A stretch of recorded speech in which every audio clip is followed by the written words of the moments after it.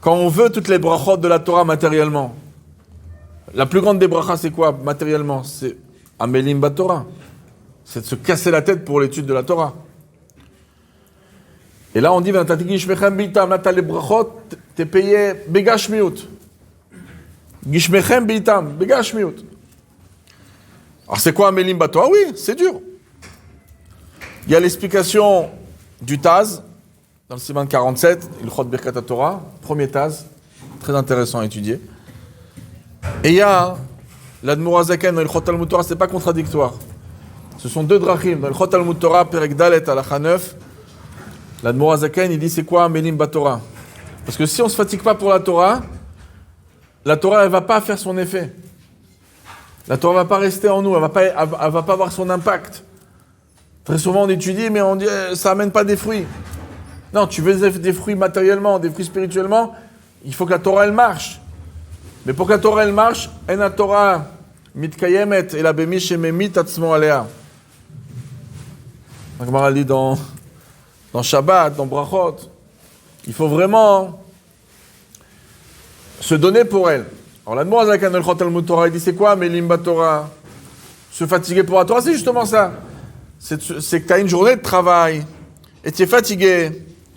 Et la première chose que tu as envie de faire, c'est d'aller sur ton canapé et perdre du temps avec ton portable pendant des heures. Eh ben non. Tu viens et tu dis non, je suis fatigué, ok. Je vais peut-être me doucher, je vais me rafraîchir, je mets ma tête un petit quart d'heure sur un oreiller, je bois un bon verre frais, un petit jus d'orange 100%, Tropicana, ce que vous voulez, et je viens étudier la Torah. Et ça, c'est ce qu'Alter Rebbe il écrit. Pour que la Torah, elle fasse son effet dans le Chod Talmud Torah, Perek Dalet Halacha 9. Il faut pas chercher les doucement le matin, doucement le soir. Il faut se bousculer. Il faut être un peu béchéna, un peu diminuer son sommeil, un peu diminuer ses... Sinon, ça ne le fera pas pour un balabait s'il ne se bouscule pas. S'il ne fait pas un petit peu violence avec lui-même, ça ne fonctionnera pas. Mais ça, c'est ce que l'Admor HaZaken il tranche. Il dit que si on veut, c'est quoi Amelim Batorah? Il dit c'est justement de se bousculer pour garder notre gvut même si on est fatigué. Ça, c'est ce qu'il écrit. Le Taz, il écrit encore une autre facette, c'est pas contradictoire. Le Taz, il dit c'est quoi Amelim Batorah? Il dit sur ça, Be'etzem, on a perdu la Terre Sainte. Alors, Zvam et Torati, son pirouche à lui, c'est quoi? C'est Pilpula de Horaïta. Ça veut dire que on étudie, mais pour nous, c'est une étude de balabait comme ça, on bouquine. C'est devenu on bouquine.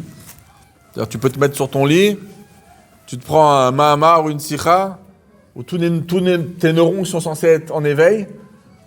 Tu dois faire quelques allers-retours pour comprendre le pasouk. Qu'est-ce qu'il veut dire dans le pshat avant de comprendre le... Mais ça te prend la tête d'être levé, d'aller vérifier le pasouk dans le Tanakh, d'aller regarder telle phrase. Dans la Gemara, ça veut dire quoi cette phrase que l'Admor HaZaken vient de sortir, ou que le Rabbi vient de sortir? Toi, tu es là en train de bouquiner. T'as compris, tant mieux. T'as pas compris, on avance. Next. Eh ben, le Taz, il dit non. C'est Pilpula de Horaïta. C'est de se casser la tête pour comprendre. Il n'y a pas mieux que de venir des fois et d'avoir une chavruta. Parce que la chavruta, si tu es capable de te mentir à toi-même, la personne qui est en face de toi va te rappeler que tu es un menteur. Tu n'as rien compris, je répète, j'ai rien compris. Donc la personne, quand on étudie, pilpul chavere, mais dis-vous quand même, quand on étudie, comme le Taz dit, pilpula de Horaïta, se casser la tête, il dit ça c'est le pshat de Shiur. Et il dit le Taz là-bas, pour avoir les brachot de la Torah chez Tiou Amelim Batorah. Et Tiou Amelim Batorah, c'est quoi? C'est de savoir se casser la tête sur un sujet. Et ça, c'est des fois plus facile à faire lorsqu'on est en chavruta. C'est quand on étudie avec quelqu'un, la personne qui est en face de toi, si tu ne l'as pas bien expliqué, si c'est pas clair, en général, il va... À moins que ces deux imposteurs qui étudient, ils disent « Allez, c'est bon, j'en ai compris, next, on avance. » Mais en général, un chaver, on peut discuter, ce que tu n'as pas vu, lui, il voit, ce que lui, il ne voit pas, toi, tu vois, et on se complète, etc.